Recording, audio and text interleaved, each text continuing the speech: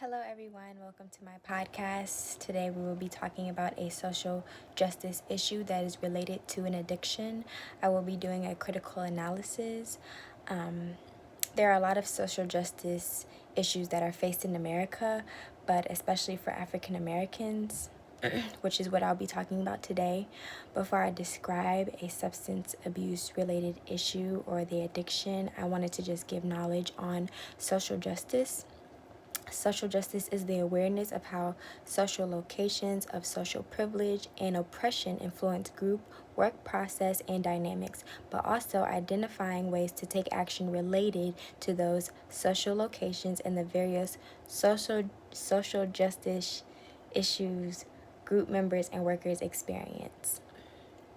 I'm going to start by talking about the crack epidemic, which happened relatively in the 80s. It was introduced in the 80s. That epidemic targeted the black and brown population in the inner cities. The charges associated with crack were just inhumane for African Americans. Crack that was based off ounces or maybe like a vial of crack, even 3/4 of a crack. That an African American had, they were sentenced to almost 15 to 20 years of prison versus a Caucasian who maybe had an ounce or a gram of crack was sentenced to maybe 5 years. That is why I suggested that the crack was heavily influenced and targeted the black and brown population. During that time, our counterparts tried to eradicate the issue with campaigns of not doing drugs. One in particular, Nancy Reagan, who was Ronald Reagan's wife, had launched the DARE campaign, which was the Drug Abuse Resistance Campaign. They had Nancy Reagan visit drug rehabilitation programs, schools. Most of them were inner city schools that had students really learn the danger of substance abuse and had required the students to take a pledge on staying away from drugs and campaign.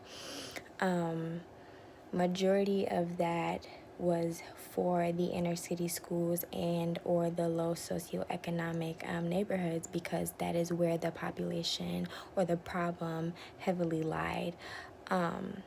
So Republicans or the Caucasian population would say that they were trying to eradicate it from that lens, even though those that the African Americans that may have wore the paraphernalia or had the drug on them, who were caught, had charges that were astronomical.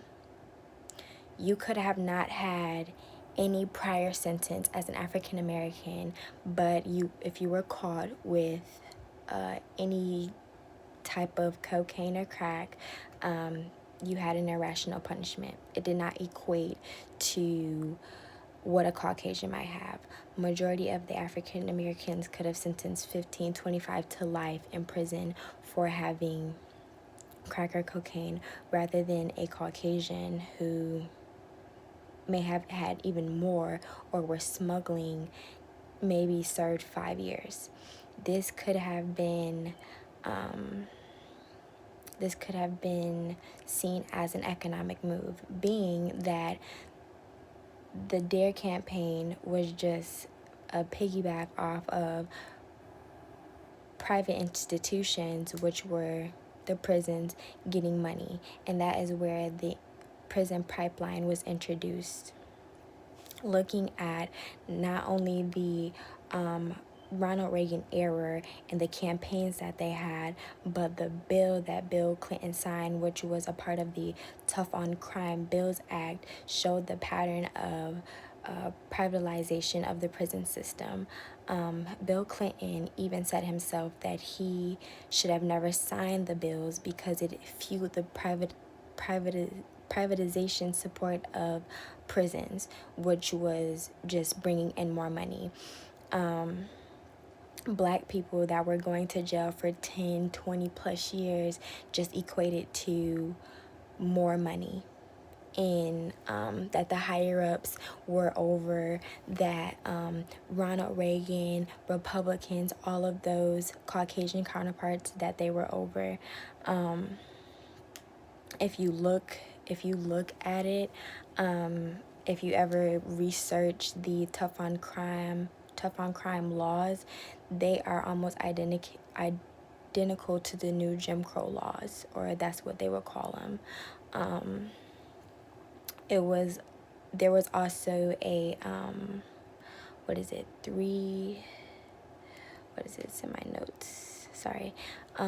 It was called a 3-strike rule. If you had 3 felonies, then you were going to jail for almost 20 years to life.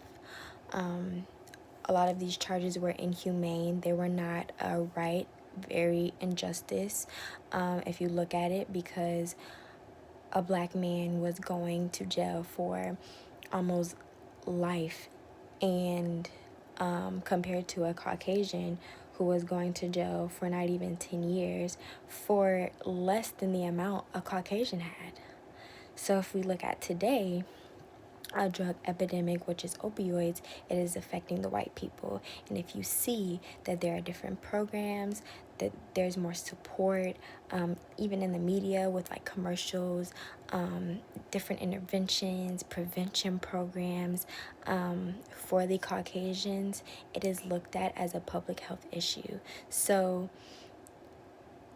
it's socially unjust, because in the 80s, when there were African Americans who struggled with this drug of crack, there was only a program that Nancy Reagan identified as a drug-resistant program, which we know, if we read in between the lines, was not for it was not for African Americans. It was just something that needed to be added to make it seem like they were trying to eradicate the issue.